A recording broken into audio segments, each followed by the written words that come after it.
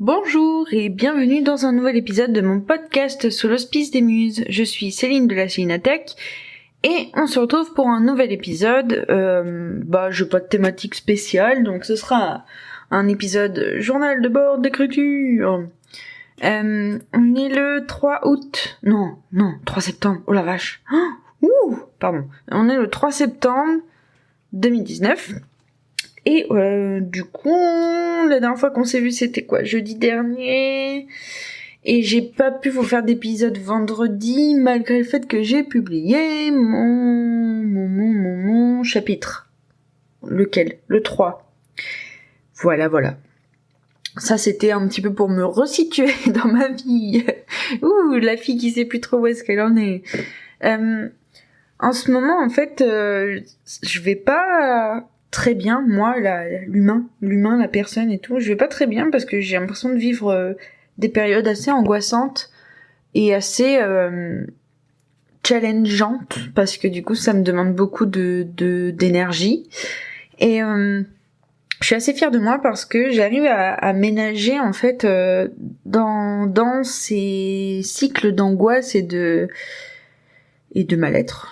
J'arrive à ménager du coup mes moments d'écriture malgré tout, et donc ça me rend vraiment fière de moi parce que vraiment en fait voilà, c'est pour moi c'est la concrétisation. Attention, j'utilise les mots c'est la concrétisation du fait que maintenant écrire est devenu une activité ressource, et du coup ce qui fait que parce que du coup en fait si vous voulez, ce qui m'angoisse c'est des trucs extérieurs à ce que j'essaye de faire de ma vie, de ce que j'essaye de me lancer dans ma vie, et le fait de revenir quand même sans cesse tous les jours à l'écriture, ça me remet en gros sur un schéma de pensée où je me remets à réfléchir à justement à tout ça, à tous mes projets machin et tout, et à prendre du plaisir un peu dans ma journée en fait, parce que du coup ça m'extrait de mon schéma anxieux, ça m'extrait de mon schéma anxieux. Et du coup je sais pas ce que vous en pensez, mais moi je trouve que c'est quand même une big victoire, enfin une énorme victoire, parce que si je me revois il y a quelques mois en avance là, c'était le fait d'aller écrire qui me mettait dans un schéma anxieux, et avec toutes les brouhahas mentales qui venaient me dire oh là là, tu n'écris pas assez vite, tu n'écris pas assez bien, pourquoi il a un accent mon brouhaha mental, bref, t'écris, voilà, le brouhaha mental. En fait, aujourd'hui, j'en suis à un point où quand mon brouhaha mental au sujet de l'écriture vient me voir pour me dire des trucs, en fait, on est tellement potes, lui et moi, que du coup, je le fais s'asseoir et on a une discussion, quoi, et du coup, c'est un brouhaha mental duquel je tire énormément de choses, et c'est cool. C'est vraiment... j'en reviens pas d'à quel point j'ai changé cet aspect-là de ma vie, et du coup en fait je pense que c'est vraiment lié. Il y a d'autres épisodes dans lesquels je vous parlais du fait de prendre une habitude, que j'avais réussi à faire de l'écriture une habitude, machin et tout, et en fait là où j'en suis aujourd'hui, j'ai l'impression d'être à un niveau encore un peu plus supérieur que celui du fait d'avoir fait une habitude en fait. C'est-à-dire que j'ai l'impression que maintenant l'écriture c'est à tel point quelque chose de récurrent dans ma vie, et quelque chose de j'essaye de trouver un mot qui va décrire ce que je veux dire, mais comme d'habitude je ne trouve pas les mots qui disent ce que je veux dire. En fait, l'écriture c'est tellement tout le temps là dans ma vie que c'est rentrer dans ce que j'appelle la meule de ma zone de confort.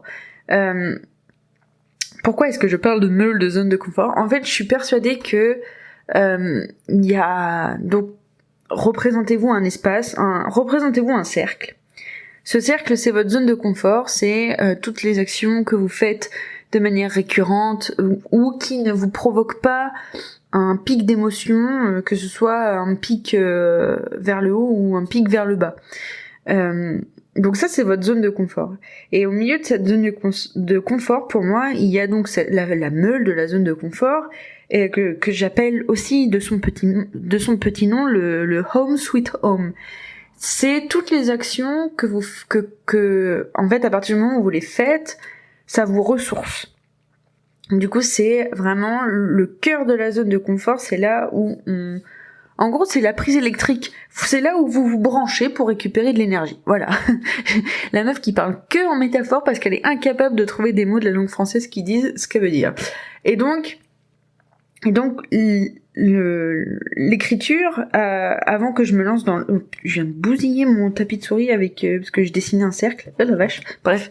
L'écriture, c'était au tout début, là, en janvier dernier. L'écriture, c'était hors de ma zone de confort, c'était quelque chose qui me faisait peur. Et du coup, en fait, j'ai cogné dans les murs de ma zone de confort, et j'ai écarté les murs, j'ai avancé, je me suis promenée dans la forêt interdite, et je suis allée chercher l'écriture. Et petit à petit, du coup, j'ai pris l'écriture, et je l'ai ramenée dans ma zone de confort, comme ça, petit à petit, genre, viens, j'ai des bonbons, chez moi il fait beau, machin.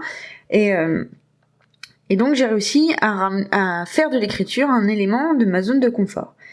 Mais en fait, à force de continuer à me familiariser avec l'écriture et à force d'expérimenter des choses avec l'action d'écrire, c'est-à-dire la phase descendante, les moments de pure joie, le moment où tu publies ton chapitre sur la plateforme, le moment où t'es lu, le moment, enfin vous voyez, à force d'expérimenter ce genre de choses, j'ai petit à petit ramené l'écriture en fait j'ai ramené l'écriture tellement au centre de ma vie que aujourd'hui c'est arrivé dans la meule de ma zone de confort et c'est l'activité ressourçante de base de quand je vais pas bien en fait. Et maintenant, j'aimerais bien me concentrer à ramener une autre activité comme ça dans la meule de ma zone de confort. Ce serait ramener tout ce qui est l'écriture de développement personnel ou même le développement personnel en lui-même.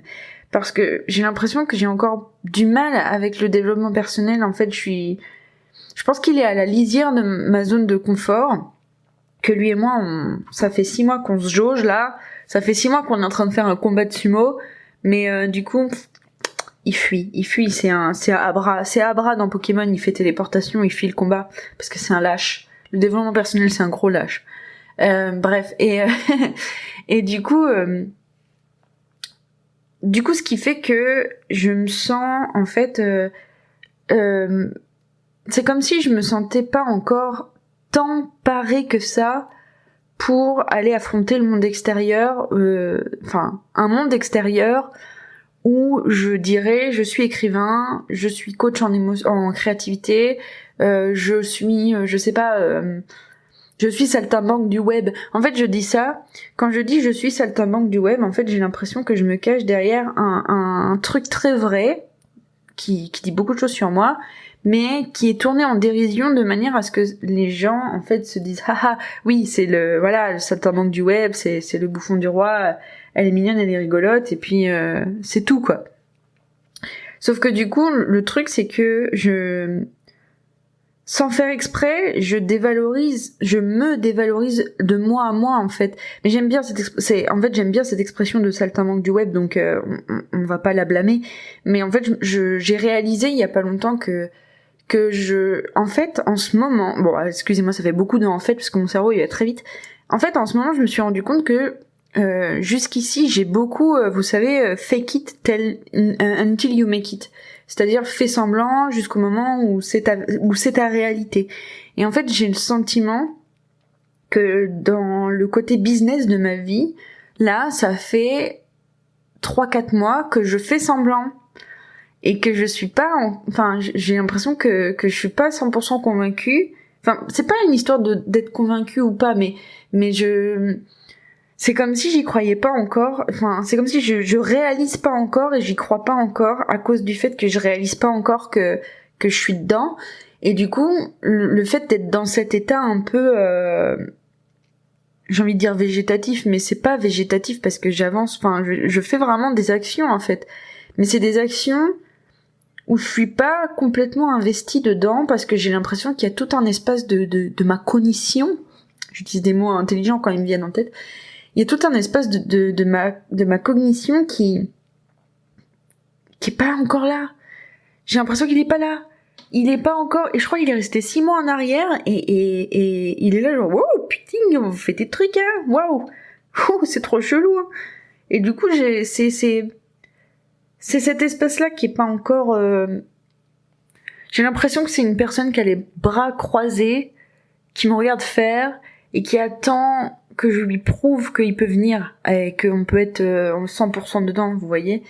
Et du coup, c'est une personne qui est à la fois très effrayée et à la fin effrayée dans le sens où, en gros, c'est un morceau de moi qui m'a dit, en fait, c'est comme ce que tu es en train d'essayer d'entreprendre, là, c'est ton rêve, t'as pas le droit de te planter, en fait, parce que cette personne-là, apparemment, elle me donne qu'une seule chance, hein, parce que du coup, elle est pas très compréhensive. Mais c'est vraiment la personne du maintenant ou jamais, quoi. Enfin bref, et donc elle est en train de regarder, cette personne est en train de regarder ce que je suis en train de faire, et du coup, vous voyez, au niveau de l'écriture, je l'ai convaincue. Parce que du coup, là, au niveau de l'écriture, elle est venue, elle est là, elle est avec moi, elle fait ok, d'accord, là, tu m'as convaincue, donc on y est, et on est 100% dedans. Et du coup, voilà, dans le domaine de l'écriture, je suis capable en fait, je suis capable d'envisager le futur, et d'envisager les étapes et les actions que je vais mettre en place pour de vrai pour ce futur. Alors que pour mon business, j'arrête pas de dire que je sais pas où je vais, je sais pas quoi faire comme action, je sais pas, j'ai tel objectif mais je sais pas comment y aller, enfin vous voyez, et du coup c'est ce morceau-là de moi qui me plonge dans ce flou.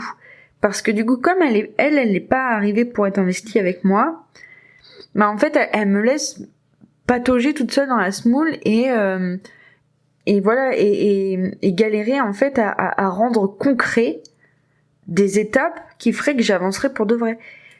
Ce qui fait que j'ai avancé plein d'éléments, j'ai avancé plein de choses en fait, j'ai avancé plein d'éléments. Enfin, je fais ce podcast, enfin voilà, là je crois qu'on a plus de 40 épisodes dans ce podcast, mais vous voyez, je fais ce podcast. Mais vous voyez à quel point ça me prend du temps, et à quel point ça me prend de l'énergie d'essayer de trouver une audience pour le podcast, quoi. Et je suis sûre et certaine que c'est parce que j'ai pas convaincu la celle qui a les bras croisés, là. Je regarde derrière moi comme si elle était vraiment, tu sais, genre comme si je la voyais. Bref, j'ai pas convaincu cette meuf là, et du coup elle me laisse galérer à parler dans mon podcast et à essayer de trouver mes mots et tout, alors que du coup mon cerveau il pourrait être 100% là et parler dans mon podcast de 100%, enfin bref.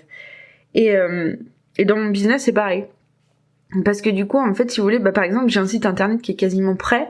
Et est-ce qu'il est sur internet en ce moment ? Non. Parce que j'ai décidé qu'il manquait des trucs. Enfin, je veux dire, j'ai arrêté mon abonnement à la plateforme où je vendais ma première formation parce que ça me plaît pas. Mais sauf qu'en attendant, j'ai plus la plateforme pour vendre. Enfin, il y a plein de trucs comme ça où la personne qui a les bras croisés, elle est pas convaincue. Et du coup, en ce moment, mon but, c'est d'aller la chercher par le callback, de l'emmener là et de lui dire bon, maintenant t'arrêtes de faire la tergiversion et on y va, et on y va pour de vrai, quoi. Et bon bah voilà, du coup j'en suis là en ce moment, et bah voilà, j'en suis là en ce moment, et j'aimerais bien vous dire comment je vais faire pour aller chercher cette personne. Mais je sais pas trop, parce que du coup elle me plonge, cette personne-là elle me plonge tellement dans le flou, et du coup en ce moment j'ai tellement un terrain anxieux facilement déclenchable, que du coup je suis dans ces moments où on comprend qu'on a un problème mais on sait pas encore comment on va le résoudre. Donc j'espère que cette semaine je vais vous dire comment je vais le résoudre, ce serait cool. Bah de toute façon j'ai une séance de coaching donc je vais sûrement en parler. Mais du coup, ce que j'ai surtout envie de vous dire, c'est comment je vais faire des actions où je suis 100% investie. Et ça, ce serait le plus beau cadeau que je pourrais me faire, de faire ça, et d'être capable de dans mon roman, il y a un moment, un passage où j'écris que la Naël, son souhait le plus cher, c'est de révéler Chiaki au monde. Et du coup, en fait, je me rends compte que mon souhait le plus cher, c'est d'être capable de me révéler au monde. c'est un peu mégalo. Je suis un peu bizarre. Enfin bon, bref. Et du coup, je trouve ça lassant d'être toujours la personne qui m'empêche le plus d'avancer. Mais en même temps, c'est normal. Enfin bon, je comprends bien parce que du coup, j'ai peur de perdre la petite sécurité confortable dans laquelle je suis en ce moment. Mais sauf que le truc, c'est qu'à mon avis, je serai pas 100% investie tant que je serai dans ma petite sécurité. Donc il va falloir que je mette des petits coups de pied à cette sécurité et que j'aille me confronter un peu au grand vide. Voilà. En ce moment, c'est un podcast où je suis censée parler d'écriture et je vous parle beaucoup de mon développement personnel. Mais je pense que mon développement personnel, il a énormément d'impact sur ma manière d'écrire parce que là, par exemple, en ce moment, je ressens des petites peurs par rapport à mon roman, par rapport aux interactions entre les personnages. Est-ce que c'est pas cliché ce que j'écris là? Est-ce que je vais pas trop vite dans comment ils se parlent ou les émotions qu'ils ressentent l'un pour l'autre ou des trucs comme ça? Et mais ce qui est intéressant, c'est que vous voyez ce genre de crainte là, c'est plus des craintes qui vont m'empêcher d'allumer mon ordinateur et de lancer mon document Word et de continuer à écrire en fait. C'est des craintes que j'ai décidé de reléguer à la personne qui fait la relecture des chapitres, c'est-à-dire moi, mais plus tard. Et en fait, je me dis, comme j'ai pas de squelette de mon roman et que j'ai pas écrit un plan détaillé, voilà, de comment j'avance, en fait, c'est pas grave si j'écris des trucs où ça va trop vite ou trop lentement ou machin et tout, parce qu'en fait, j'aurais juste qu'à prendre ces passages et à les mettre à la bonne place si jamais ça me va pas. Et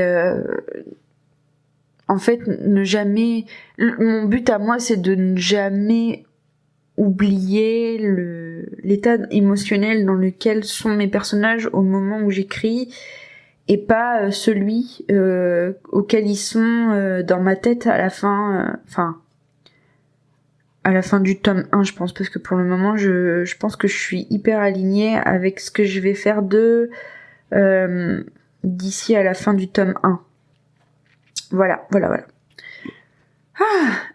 Dis donc, pour une fois, ça va être un épisode de moins de 20 minutes, parce que là, ceux de l'année dernière, ceux de la semaine dernière, ils étaient longs as fuck.